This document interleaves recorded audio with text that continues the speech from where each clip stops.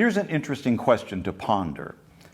Is it necessary for an artist, for an author, composer, painter, poet, to suffer in order to produce great art? You think about how much the value of art seems to increase if it represents the artist's own personal struggles. And you may say, well, how about Haydn or Dvorak? Once they got established, they were basically secure and content, and they produced great music. So there's no definitive answer here. It's very subjective. But let's consider the Austrian composer Franz Schmidt, and I hope you've watched my introductory episode about him. He wrote music that I've often described as extroverted and life-affirming. But in the last decade of his life, he died in 1939, Schmidt experienced a personal tragedy that led to the creation of a true, one-of-a-kind masterpiece that seems to probe our innermost emotional state, while at the same time expanding outwardly a sense of universal, even cosmic expression, where the immensity of the tragedy fades and dissolves and seems to fade into the eternal flow of time. Now, I know this sounds a bit lofty, but I'm serious. And the Symphony No. 4 of Franz Schmidt is that work. Schmidt's life and career do contain their share of fascinating events.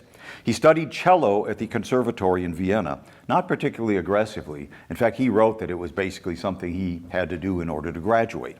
But he still beat out 39 other cellists for the one opening in the Vienna Philharmonic in 1896. The orchestra also doubled as the Royal Opera Orchestra, and the next year, who should take over as its director but Gustav Mahler, who insisted that Schmidt sit in the first chair when he, Mahler, was on the podium to play all the cello solos and things. So Schmidt was really good. 3 issues, though, complicated things. Number 1, Mahler's brother-in-law, the violinist Arnold Rosé, was the orchestra's concertmaster, and he had his own favorite cellist that he wanted in that principal chair. Number 2, Mahler and Rosé were Jewish, Schmidt was Austrian, and the prejudice and divisions in Viennese society at the time did not help. And number 3, Schmidt's own first symphony was very successfully premiered in Vienna in 1901, and who could possibly argue with such exquisite music as this?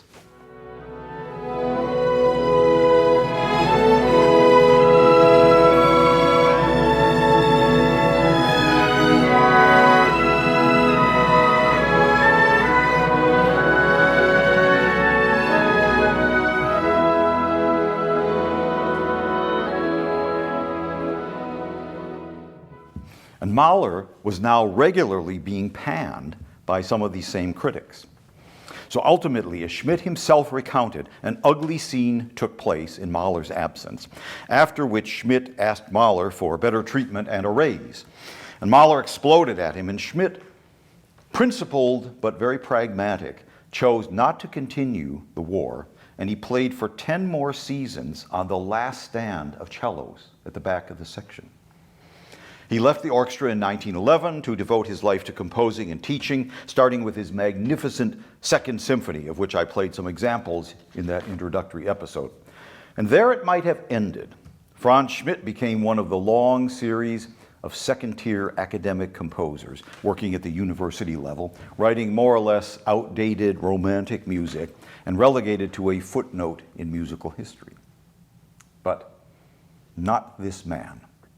As I've already detailed in the intro episode, Schmidt developed his own unique style, big and bold and extrovert in terms of harmony and structure, and remarkably lyrical at the same time, coupled with an awesome facility for counterpoint and the still valid old world forms of fugue, passacaglia, and variations, and the dark, soaring melancholy of his own personal Hungarian idiom.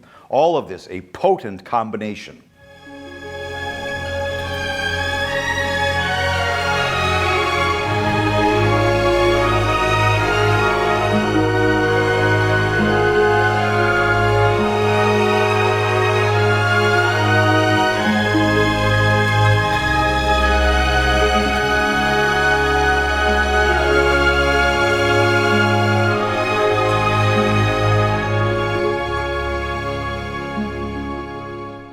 Tragedy did strike Schmidt's relatively content life in 1919 when his wife, Caroline, who suffered from early dementia, was institutionalized, which haunted the composer as he struggled to resume his work. Incidentally, after Schmidt's own death in 1939, as was the policy of the Nazi regime towards non-viable persons, Schmidt's widow was eliminated. Schmidt continued to gain in renown during the 1920s, his Third Symphony and his thrilling Hussar variations bringing him major success. And then, tragedy, profound, shattering tragedy struck as Schmidt's beloved daughter Emma died giving birth at age 30. And the path, the trajectory of the composer's life changed irreversibly. And as he gradually pulled himself out of the emotional abyss, he created a new symphony, his fourth. And I submit that the Schmidt Fourth Symphony is as powerful a statement, a summation of human grief and loss as you will find in music.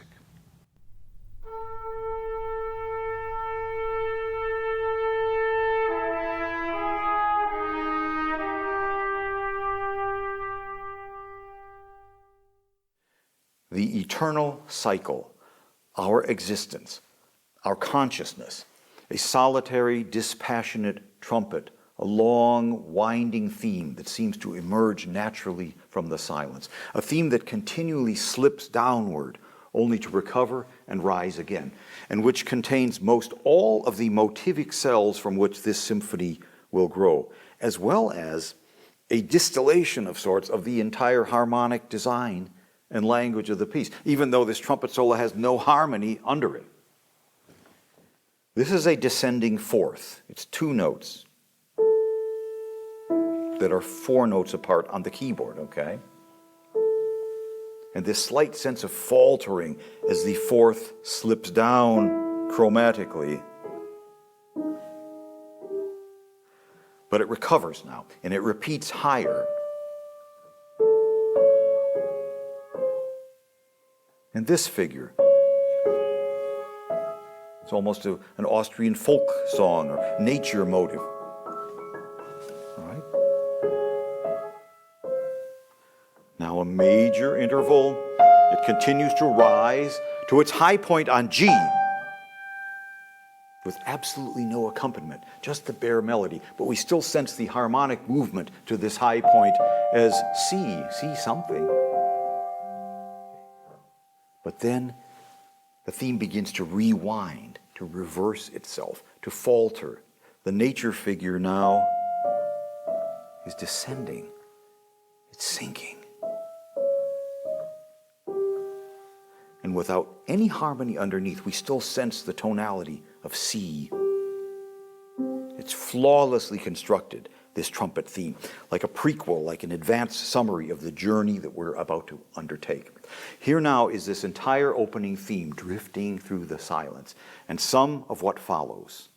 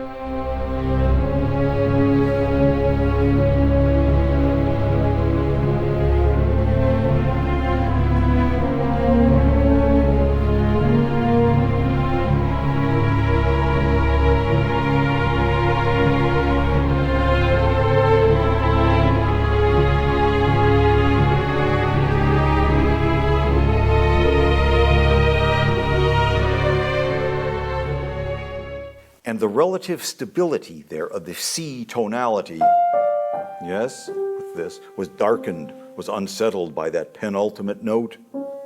D flat, questioning, even ominous. As the orchestral procession begins, as you heard, it's this, on the D flat. And the same minor to major, the trumpet theme, the falling fourth. It's higher now, the fourth. The nature motive. And this continual shifting of the harmony is a major element in the steady unfolding, the organic expansion of this music. This is true symphonic writing, much more so than in Schmidt's previous works. And the music now builds. It coalesces over a low G in the bass, and the theme is continuing to expand upwards.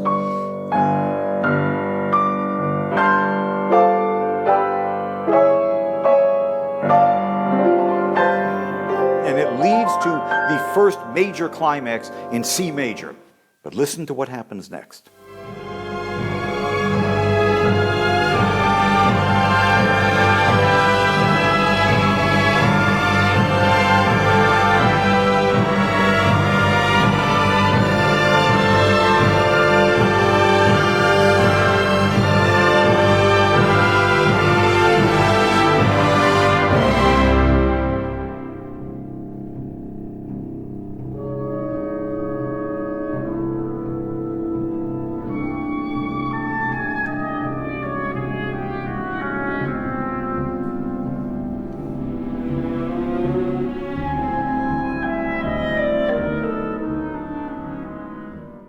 And again, we are thrust back into this vague and eerie atmosphere of the opening now.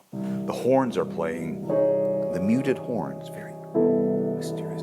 These are fourth chords. They're built on the descending fourth, but then another descending fourth. The same cell that opened the symphony in the trumpet, right? Now built into chords. And the lone, desolate voice of the oboe. Okay, also, which is built on descending fourths. Here's one, another one, another one. This music drifts. It's detached. It's perhaps the same resignation of Schmidt, the man who accepted his fate in the Vienna Philharmonic.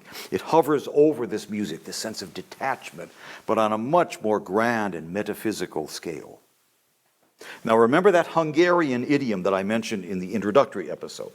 Well, the second theme of this first movement is in that mode, and its emotional effect is striking. Schmidt begins the theme by using a wide leap between the first two notes in the violins, and it becomes this. And suddenly we hear, is it F sharp major, or is it's F sharp minor? And there's a similarity between this motive and the nature motive of the trumpet. Here we have, okay, and that familiar melodic turn that we discussed. Here it is. And the effect of this dark and passionate melody is astounding, especially with the addition of two harps, which you will hear. And now the move into A major, with the ascending leaps reaching higher and higher. And the intensity of Schmidt's harmonies. Ah, my goodness. Which heighten the exquisite pain of this passage, which now repeats higher.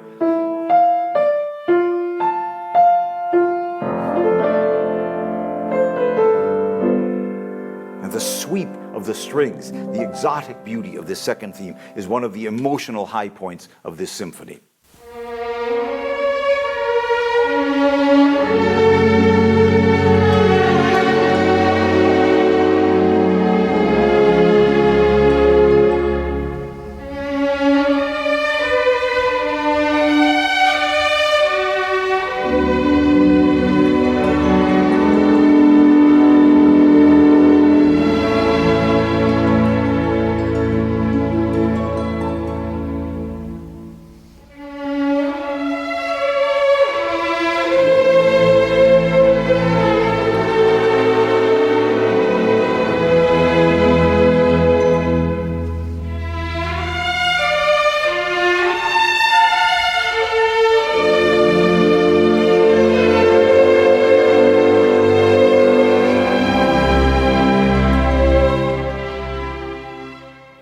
passionate beauty of this theme must be an expression of the composer's love for his daughter and his grief. It has to be.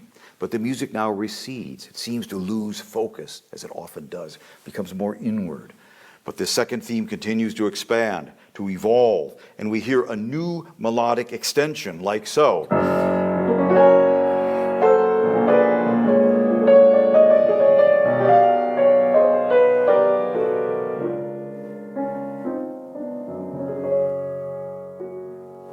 Now the main trumpet tune returns. It's in the strings and it's harmonized. It's just drifting through.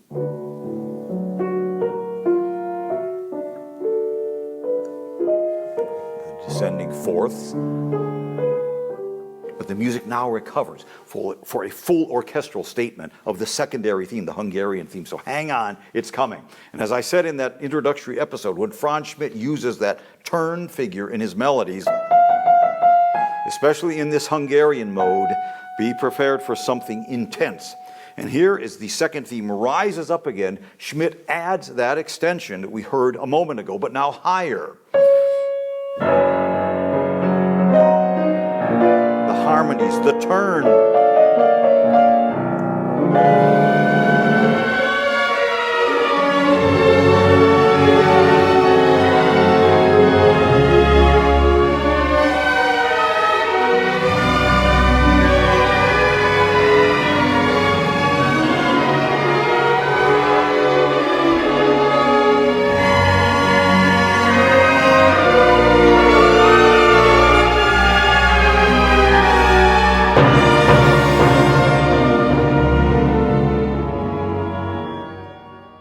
This sound is familiar to us. There's a definite resemblance with the first movement of Mahler's 10th Symphony here, but Schmidt's basic tonality is steady. It holds steady, no matter how much it veers from its path.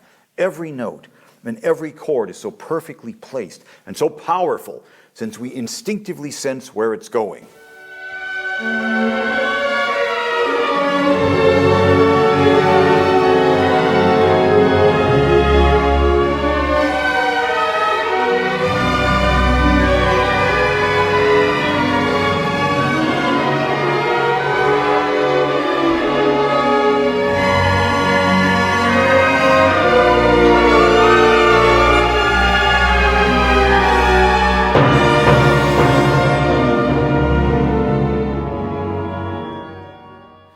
And the central development section of the first movement now unfolds with a long English horn statement of the opening theme, with these very bare, desolate pizzicatos in the strings.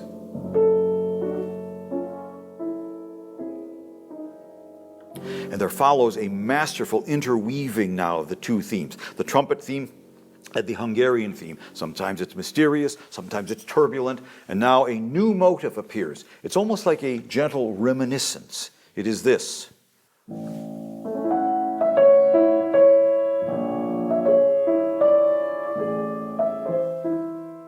And this is now combined with the opening theme, which is rather bold in the low strings, with this lyrical motive above it.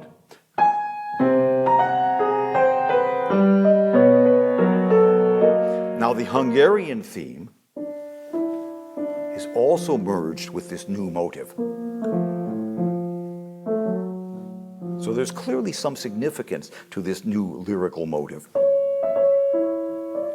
which now carries the music forward into another impassioned statement of the Hungarian theme.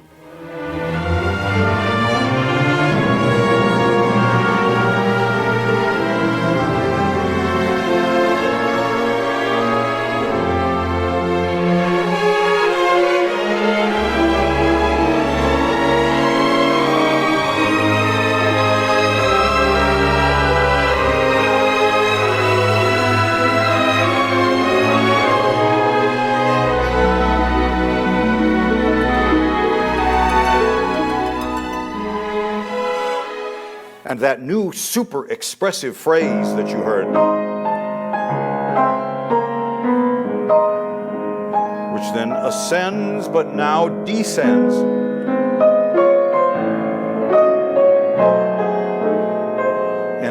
ends here on this big seventh chord with harp arpeggios.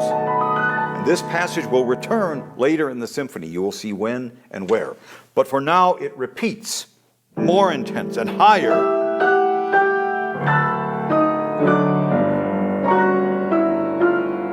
It's now combined with the second theme, with its turn,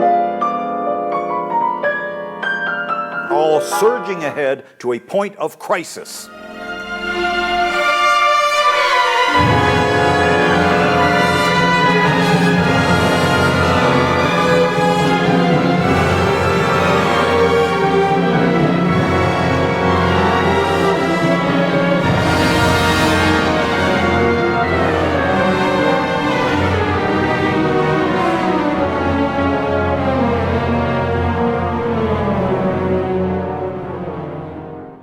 Near collapse, the secondary theme now dying away with Schmidt's dark, sinking harmony.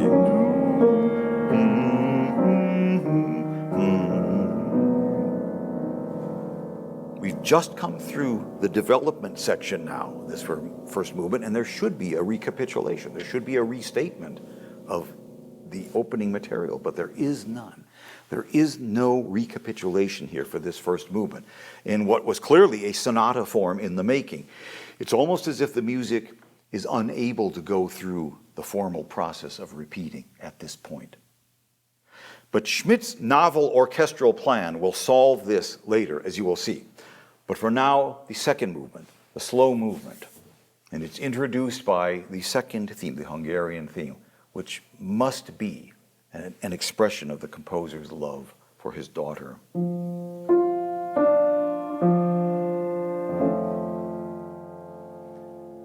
And what is this solo voice that emerges from the orchestra?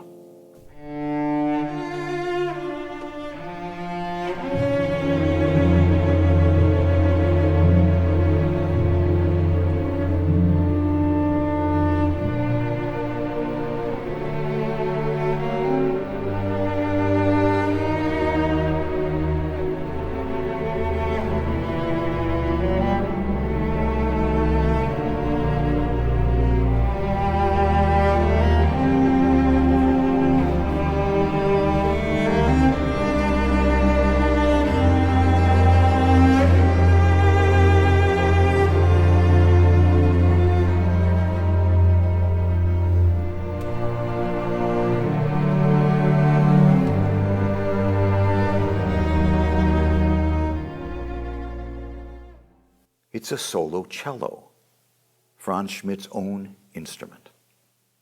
And the second movement is in a simple arch form, A, B, A. And this soulful cello theme, like the symphony's opening trumpet theme, is based on the interval of a descending fourth. This cello theme, dee-dong, there it is. Then another fourth, dee-dong. Everything in this symphony grows organically from that opening theme.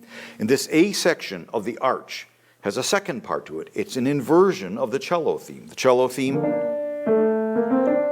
now this inversion, like so, harmonized a la Schmidt with rising parallel triads.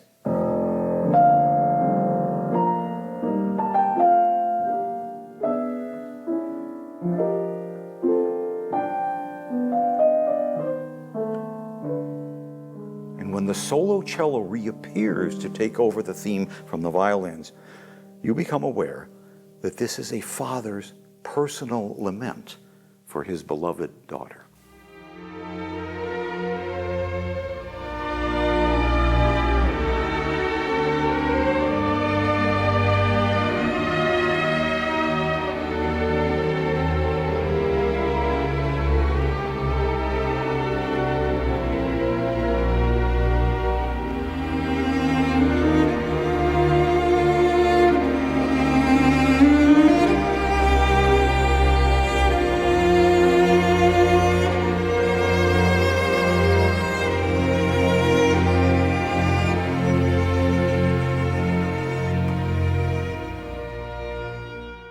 What else could this possibly be? The solo cello. It's so tender. But the music begins to darken now with vaguely militaristic signals.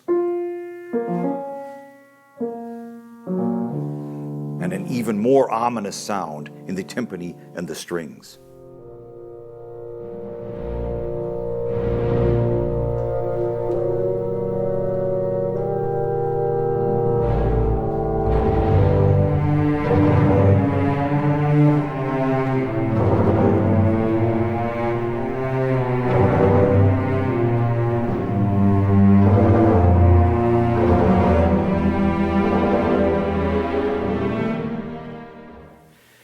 It's a funeral dirge. We don't want it, but it's inevitable, as if it's predestined. So unerring is this music in its tone and construction. And this B section now, the middle section of the second movement, is absolutely devastating. You heard the funeral march there begin in the cello.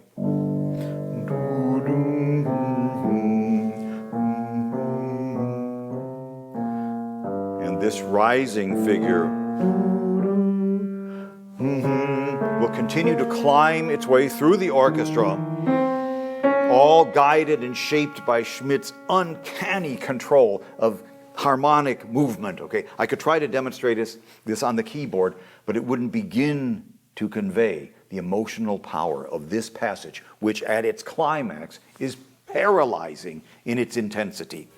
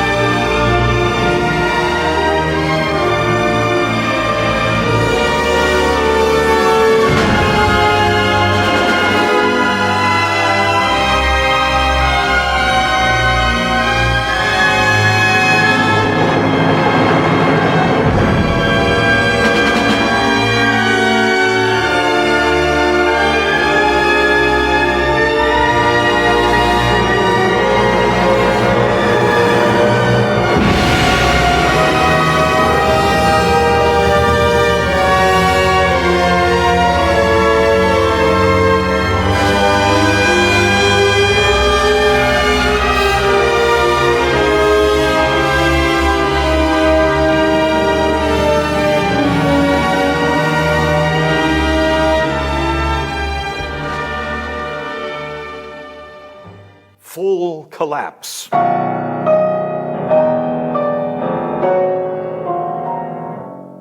And the tam-tam stroke there marks the shattering high point of this funeral march, which now repeats mournfully, inexorably, and it dies away. Now there's a full return of the A section, the cello theme, and when we get to the second part of the theme, the inversion, and I don't want to sound cliched here, but you swear that the vastness of the composer's sorrow has ascended and has opened into Goethe's vault of heaven.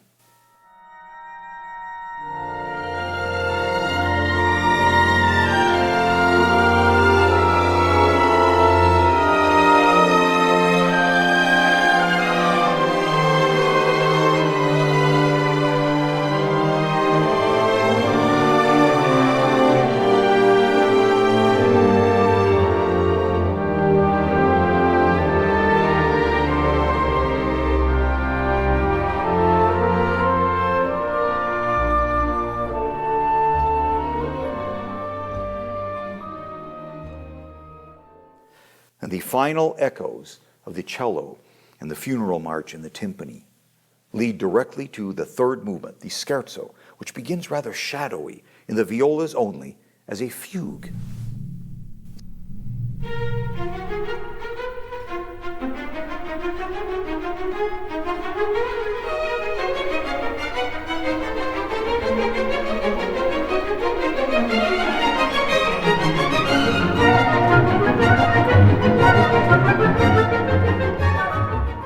And Schmidt's brilliant use of counterpoint is fully utilized here, especially when very gently the woodwinds introduce the symphony's opening trumpet theme over the strings fugue.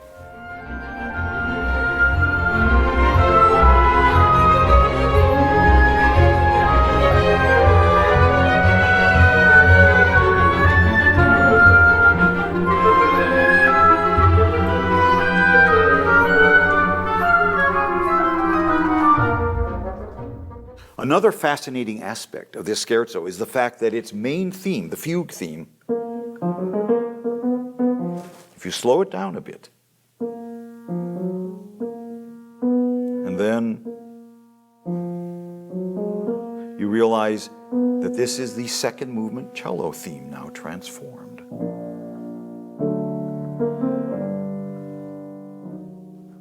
And yet all of this brilliant technical development is not done for the sake of technique, but rather as a means of subtly expanding and shifting the music from one phase into the next. It's like our own existence, which is made up of a series of smaller lives, that evolve from one to another, yet they all draw on our past, our former selves, as we move inevitably into the future.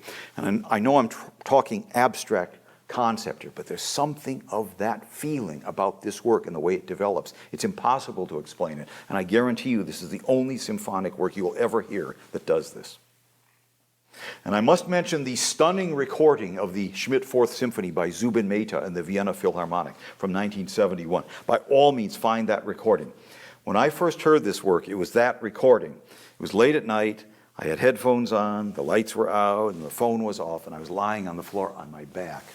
And it was as close to an out-of-body experience that I've ever had with music. It's amazing, but you have to be in the right frame of mind. So this scherzo now, a tad longish perhaps, it's remarkable in that its scherzo character is so muted and so inward, in keeping with the introspective nature of the symphony.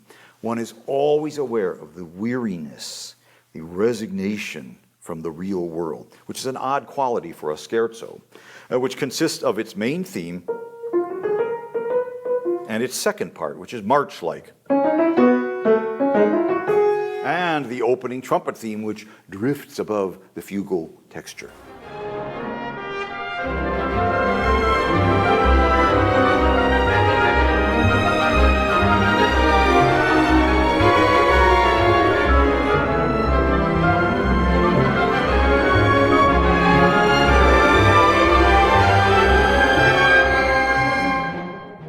This is a marvelous ethereal passage that unfortunately every conductor I've heard wants to rush and play too loud, including Mehta, unfortunately. Rather loud and thumpy, when in fact it should be ethereal. It should just glide. But gradually, another element emerges that functions like the scherzo's trio section. And it rises passionately in waves of sound. It is that super intense passage from the first movement, with its ascending line. And this, I said it would return, and here's its descending line, the seventh chord, and the harp arpeggios, as we heard it in the first movement. It now returns as the trio section of the scherzo.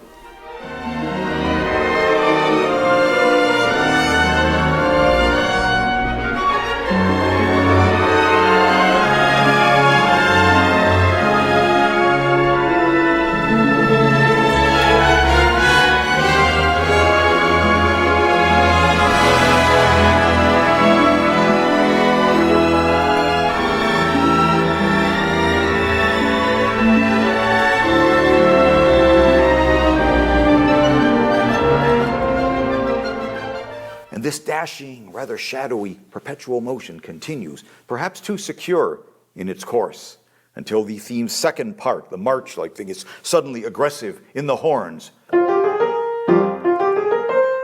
without warning, the ultimate collapse, a cry of despair.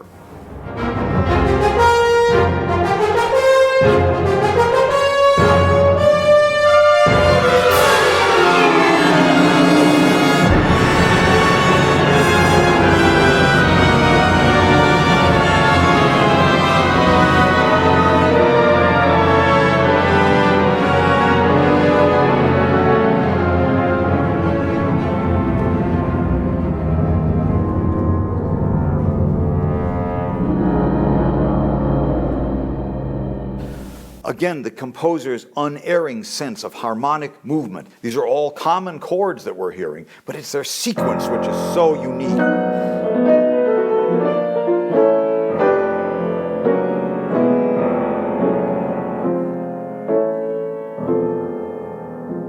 over a soft timpani roll, a distant French horn.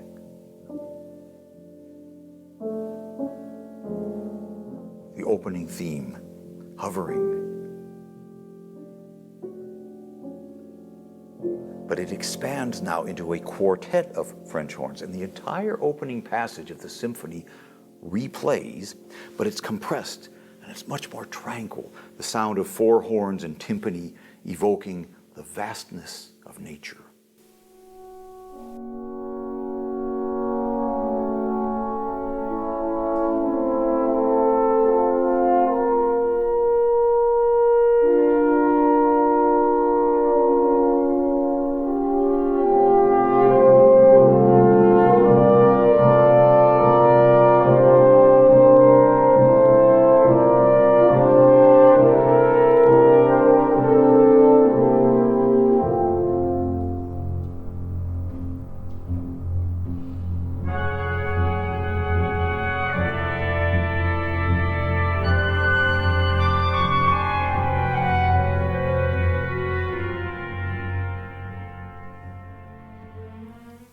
Everything, says the composer, everything reappears now in a more knowing and transfigured form. And a procession begins, and we hear fourth chords played by muted trumpets. And we hear a high E-flat clarinet with descending fourths. And we realize that we are now hearing the missing recapitulation from the first movement that never occurred. So after this entire symphony has passed us by, we now begin to understand it and the composer's life experience. And when that great secondary theme reappears softly and so poignantly,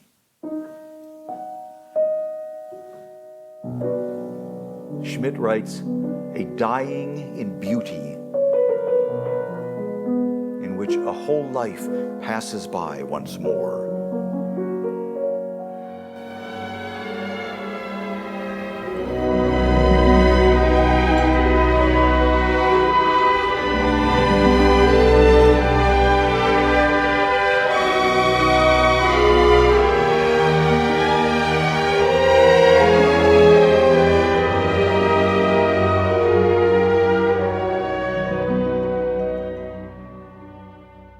Again, there is an interweaving of the first and second themes. The second theme, the Hungarian theme, growing and extended. It's even more passionate now in its final appearance, but I'll let you discover that for yourself. But the opening theme, the trumpet theme, now takes over, and it begins a final build-up, a final ascent. And we heard this passage just recently, the quartet of French horns, but it was very peaceful. Now, as if out of another dimension, like the symphony is playing itself in reverse, we experience again this magnificent crescendo we heard at the very beginning, but now it's even more powerfully orchestrated.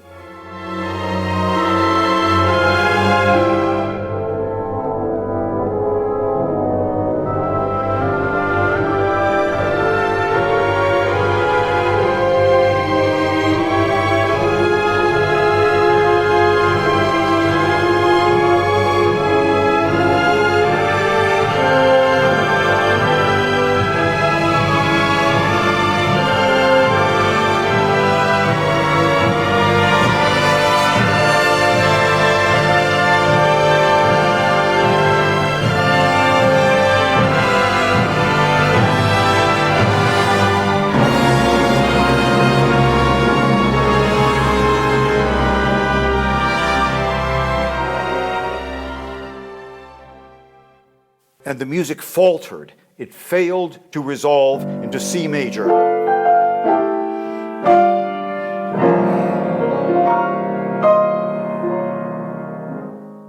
All dies away. The secondary theme we hear in its final appearance.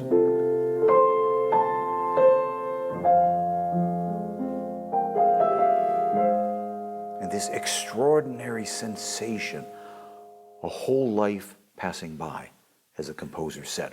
The progress of this metaphysical journey has reversed itself now. We are returning to our beginnings. And the structure, the shape of that opening trumpet theme, now we really begin to understand it. Beginning out of the void, progressing chromatically higher to its high point on G, only to withdraw and to reverse itself, to falter and to die away passively. This theme is a miniature version of the entire symphony, right? With its central high point on G, corresponding to that devastating climax in the funeral dirge. The scherzo then collapsing, the descent into the finale, which essentially reverses the first movement, just as the second half of the trumpet theme reverses the first half of the theme. This whole magnificent structure, a whole life passing by, as the composer said. It's astounding. And the standard ending for this sort of monumental, tragic, romantic work would almost certainly be a comforting C major conclusion, with the two harps put to good use, solace, comfort. So many composers have taken this path. But this man, the diffident, resigned, unassuming professor who willingly took the last chair in the cello section, even though his God-given talent placed him first, now destined to be remembered, if at all, as a second-tier academic. The creator of life-affirming, magnificent music experiences profound grief and spiritual collapse that one might think he was ill-equipped to endure. And yet, he did. And as this great masterpiece, his Fourth Symphony, draws to its inevitable close, we ask, does it really end? Or has it simply returned to the womb, so to speak, dust to dust, the eternal circle closing, only to repeat itself into eternity? And as that opening trumpet theme, now at the end, returns, the bleak, mystical sound, the haze that's hanging over it in the strings, and it shifts to C major fleetingly for a few seconds only.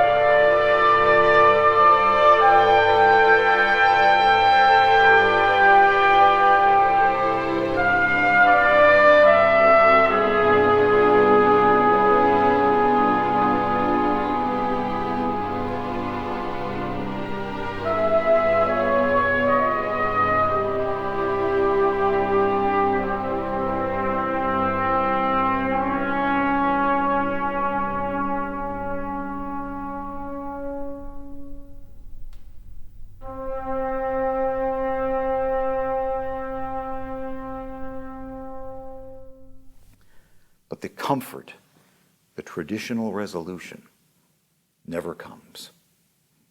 Only the void. I want to close by relating what I would call my 2 degrees of separation from this work and from the composer. When I studied at the Cleveland Institute of Music, I had a rather contentious teacher-student relationship with a distinguished Viennese gentleman named Marcel Dick.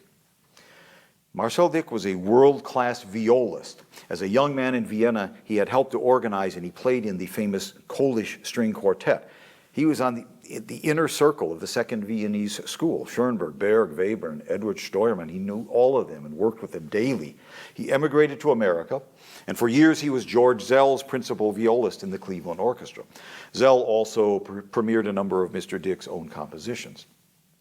But by the time I got to Cleveland, Marcel was largely a forgotten man. His time had passed, and he had been replaced as the conductor of the student orchestra by a young James Levine. I studied composition with Mr. Dick, and as I said, it was a pretty bumpy road. And as these things often go, I never realized who he was, what he had experienced and seen, until after I had left the Institute. So sometime later, 7 years older and hopefully a tad wiser, I was back in Cleveland and I decided to look the old guy up. I called him at his home. I described him as polite but distant, and I asked if I could stop by for a chat, which we did for about a half hour. I wanted to hear something of his experiences during the 20s and 30s, that unbelievable time in musical history in Vienna. But he didn't have a lot to say. Not much in detail. He seemed somewhat detached and maybe a bit resentful towards me or the entire world, I can't say. Until I got to my final question.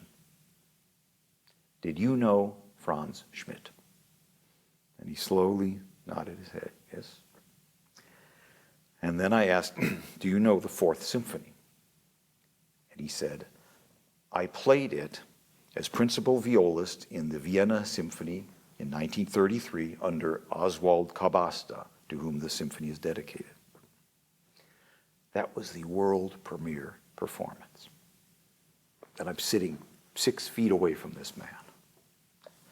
And Marcel Dick was an apostle of the 12-tone system. I'm sure that he and his colleagues felt that Schmidt was hopelessly outdated.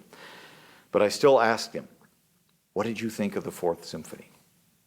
And his face brightened just a tiny bit. And he said one sentence. It was so familiar, yet so different. To which I say,